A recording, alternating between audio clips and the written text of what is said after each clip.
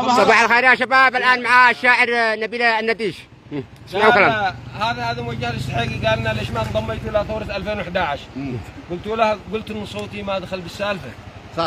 قلت ان صوتي ما دخل بالسالفه، تشتيني يرمي سهم من قوسي جزاف، اذا رميت ارمي وسط، والناصفه خط التوافق بين عيني والمشاف، وامشي وسط للكبر يوجد له صفه، كلا وللذله الى اسمي تضاف، هذا بزيك ما تغير موقفه وذا سلوكه في سمانه والعجاف، حتى ولو بعض النفوس المرجفة تبقى سقوطي، في حضيض الانعطاف يظل راسي، والجبال النايفة سواء نفسي من العيفة تعال.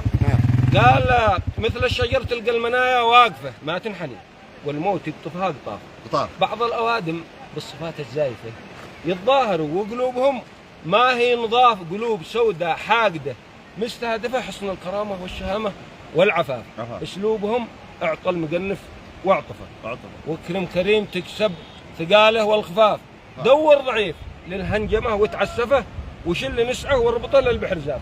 بحر زاف صح لسانه. واقلب صميله صح لسانه. هذا البحر زاف والله. والله وافق. صميلك وسط ظهره واندفه لجل الفوالد بعدها منك تخاف، لجل الفوالد بعدها منك تخاف.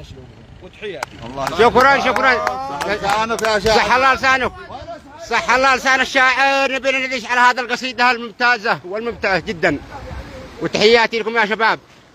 هدينا لكم قصيدة من الشاعر نبيل النديش في صباح اليوم. تحياتي لكم. كان قصيدة رائعة جميلة ومؤثرة.